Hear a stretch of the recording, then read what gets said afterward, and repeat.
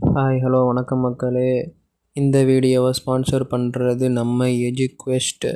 அவங்கள நீங்கள் பயன்படுத்தி உங்களுக்கு தேவையான நாலேஜை நீங்கள் டெவலப் பண்ணிக்கலாம். வாங்க வீடியோக்குள்ளே போகலாம். The struggle to find courses that truly speak your language, it's finally over. Welcome to EduQuest, where learning is made just for you. At EduQuest, we bring you a wide range of online courses, from career building programs to skill boosting masterclasses, all in your regional language. Because we believe language should never be a barrier to success.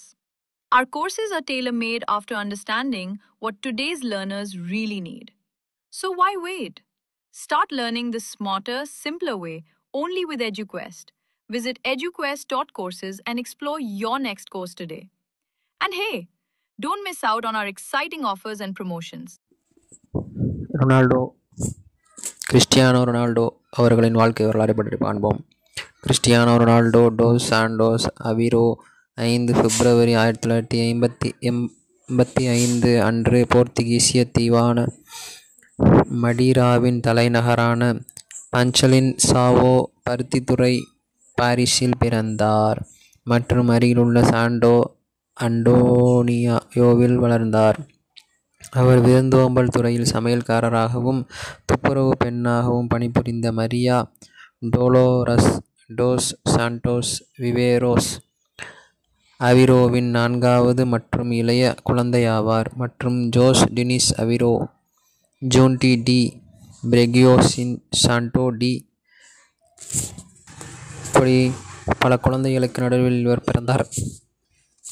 இவரது சர்வதேச விளையாட்டு வாழ்க்கை. 18 வயதில் Ronaldo August 20, 2003 அன்று கஜகஸ்தானுக்கு எதிரான போட்டியில் Portugal அணிக்காக மாற்று வீரராக அறிமுகமானார். UEFA யூரோ 2004 இல் தனது 8வது சர்வதேச போட்டியில் கிரேக்கத்திடம் 2-1 என்ற குழுநிலை தோல்வியில் தனது முதல் சர்வதேச கோலை அடித்தார். இறுதிப் போட்டியில் போர்ச்சுகல் மீண்டும் கிரேக்கத்திடம் தோற்ற போதிலும் ரொனால்டோ 2 அசிஸ்ட்கள் மற்றும் 2 கோல்களுடன் போட்டியின் அணியில் இடம் பிடித்தார்.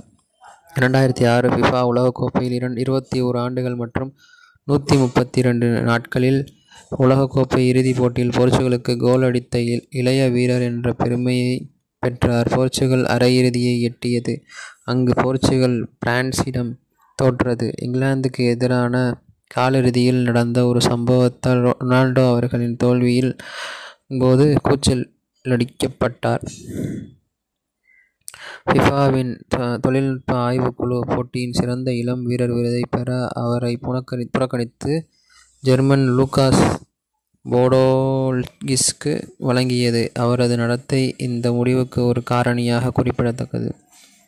பிப்ரவரி 6, 2007 அன்று பிரேசிலுக்கு எதிரான நட்பு போட்டியில் கிறிஸ்டியானோ முதல் முறையாக போர்ச்சுகலுக்கு தலைமை தாங்கினார்.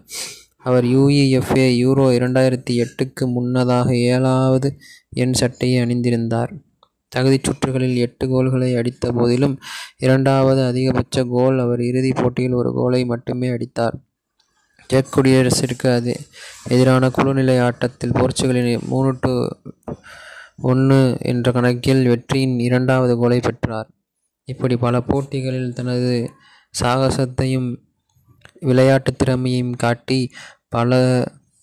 பங்கு பெற்ற பல அணிகளுக்கு வெற்றி வாகை சூடி கொடுத்த ரொனால்டோ ஒரு தலைசிறந்த கால்பந்து வீரர். இதுவே இவரது வரலாறு ஆகும். நன்றி, வணக்கம்.